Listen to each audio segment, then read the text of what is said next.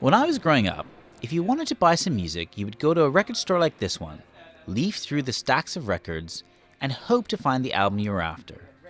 But in the internet age, that's all changed. This shop is the exception rather than the rule in an industry that is increasingly dominated by streaming. Companies like Spotify, Apple, and YouTube are revolutionizing the way we consume music.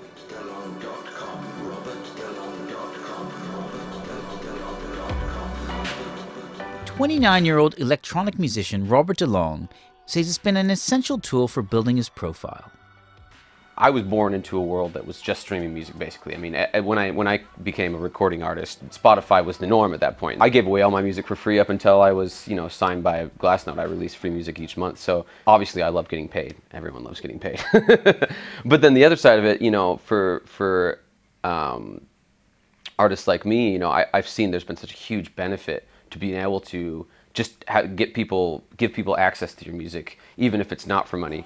And really my world has always been kind of the live music world. That's where I've kind of made all my money, and that's kind of where I've made most of my, progress. A similar story is told by the independent record labels. They say digital has enabled them to disrupt their bigger rivals and work round retailers who traditionally own the relationship with consumers. A recent survey by Merlin, the global rights agency for the independent label sector, found that digital income represented more than half of their overall revenues, and that its members were optimistic on the future for their business. The survey this year showed that the labels we represent at least have hit a tipping point now.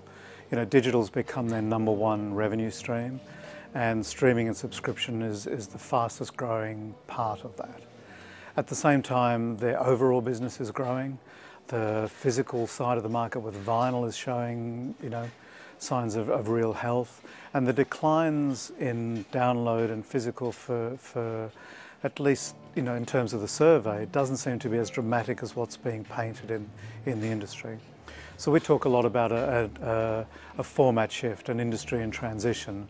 And I think this is a real sign now that transition is moving rapidly, but showing real signs of health and long-term sustainability. But not everyone's happy about the shift away from CDs and downloads to streaming. Big-name singers like Taylor Swift have come out strongly against Spotify and Apple Music, saying the companies don't pay enough to artists.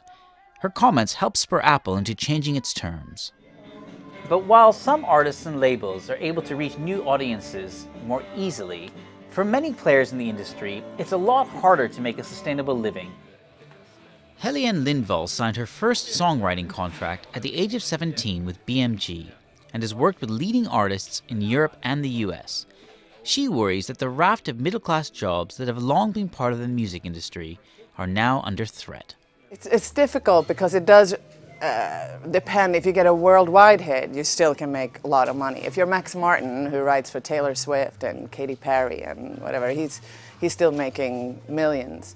But I think the middle class of songwriters and artists, that is being gutted at the moment because with streaming, it is such low royalty payments.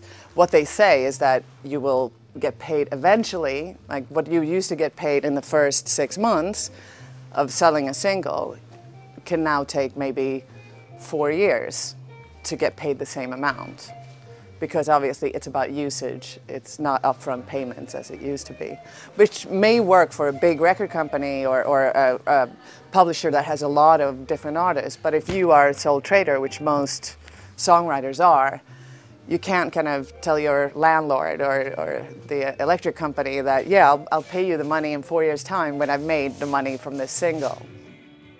One of the key narratives of the internet economy is disruption, and the music industry knows better than most how quickly technology can upend business models.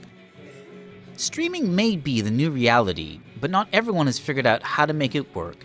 And by the time they have, a new technology might well have emerged to disrupt the sector all over again. Ravi Mattu, Financial Times, London.